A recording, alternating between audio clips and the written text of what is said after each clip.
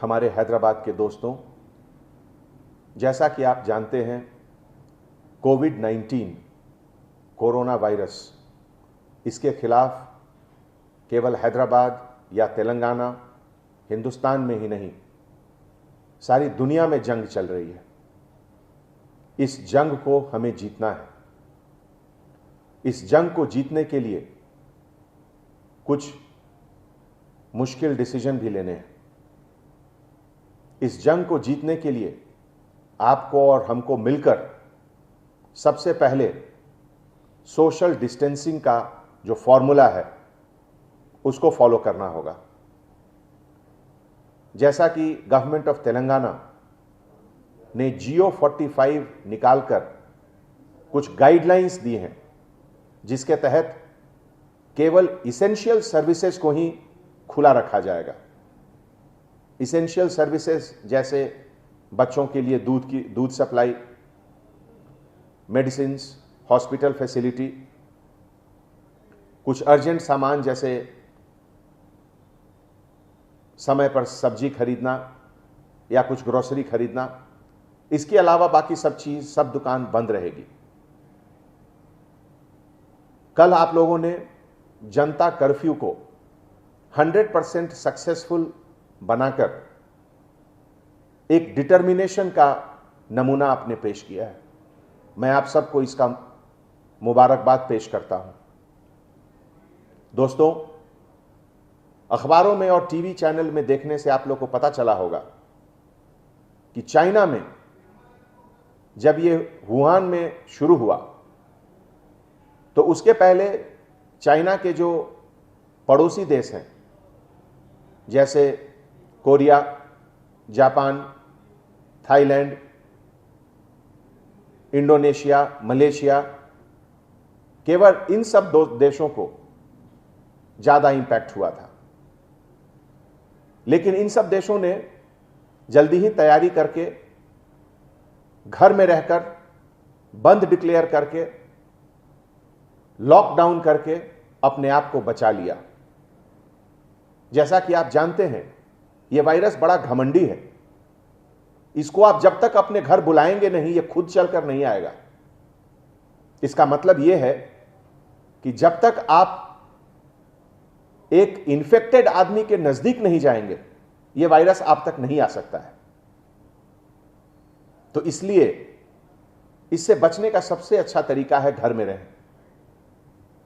अगर आप घर में रहेंगे तो यह वायरस आप तक नहीं आएगा। अगर आप बाहर जाएंगे, दूसरों से मिलेंगे, तो इन्फेक्टेड लोगों से यह वायरस आप तक पहुंच जाएगा। दोस्तों, हैदराबाद शहर हिंदुस्तान का चौथा सबसे बड़ा शहर है। 1 करोड़ से ज्यादा पॉपुलेशन इस शहर का है। हमारी जिम्मेवारी बाकी सब शहरों से ज्यादा है।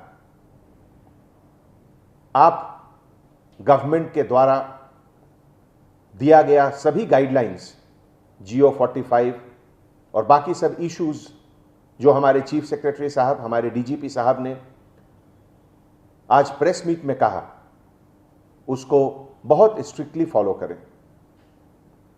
पुलिस डिपार्टमेंट के तरफ से लॉ एंड ऑर्डर और ट्रैफिक सभी ऑफिसर को यह ऑर्डर दिया गया है कि सड़कों पे जो अननेसेसरी घूम रहे हैं उनको रोका जाए। हैदराबाद शहर में किसी तरह का ऑटो का मूवमेंट अब से नहीं होगा। उबर, ओला और इस तरह की टैक्सी सर्विसेज बिल्कुल अलाउड नहीं है। आप लोग अगर ऐसे वक्त पे डिटर्मिनेशन के साथ काम नहीं करेंगे तो यह बीमारी फैलता जाएगा। अखबारों में आप लोगों ने देखा होगा कि इटली और स्पेन शुरू में बहुत लापरवाही के साथ इस बीमारी से लड़ने का प्लानिंग किए। उनकी लापरवाही उनके लिए बहुत महंगी पड़ी। आज इटली में चाइना से ज्यादा मौत हुआ है इस बीमारी के कारण। मैं नहीं चाहता हूं कि जिस गलतियों के कारण इटली और स्पेन में लोगों को नुकसान हुआ, वो नुकसान हमारे शहर में हो। इसीलिए मैं आपसे गुजारिश करता हूं कि आप इस पूरे एडवाइस को बहुत सीरियसली लें। घर के अंदर रहें, घर के बाहर केवल इसेंशियल काम के लिए जाएं। जहां तक रात का वक्त है तो रात को एक भी आदमी बाहर सड़कों पर उनको निकलने नहीं दिया जाएगा। अगर किसी को जरूरत है मेडिकल इमरजेंसी का तो मेडिकल एम्बुलेंस को बुलाएं। हम लोग हैदराबाद शहर को और तेलंगाना स्टेट को आपके लिए बचा कर रखें। अगर 10 इंसान गलती करती है तो ये 10 इंसानों की गलतियों के कारण पूरा शहर परेशानी में पड़ सकता है। इसीलिए उन 10 लोगों को आप और हम मिलकर डिसिप्लिन के साथ कंट्रोल में रखेंगे। मैं पूरी उम्मीद के साथ आपसे यह बात कर रहा हूं। कल आप लोगों ने दिखाया कि हमारा डिटर्मिनेशन क्या है। वही डिटर्मिनेशन 31 मार्च तक हम लोग को दिखाना है। आप और हम मिलकर हैदराबाद शहर को इस वायरस से बचाएं।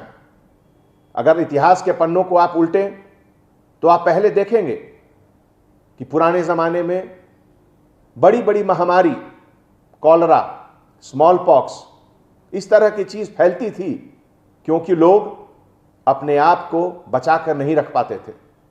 आज जब आप और हम अच्छी तरह से जानते हैं कि अगर घर के अंदर हम रहेंगे तो अपने आप को बचा सकते हैं, तो फिर बाहर सड़क पर क्यों निकलते हैं। मैं सबसे बार बार गुजारिश कर रहा हूं, बाहर नहीं आए। पुलिस डिपार्टमेंट के तरफ से अब सख्त कार्रवाई की जाएगी अगर बिना वजह के आप बाहर निकलेंगे तो। हर खबर पर नजर रखने के लिए हमारे चैनल को लाइक, शेयर और सब्सक्राइब जरूर कीजिए। Crime control news Hyderabad.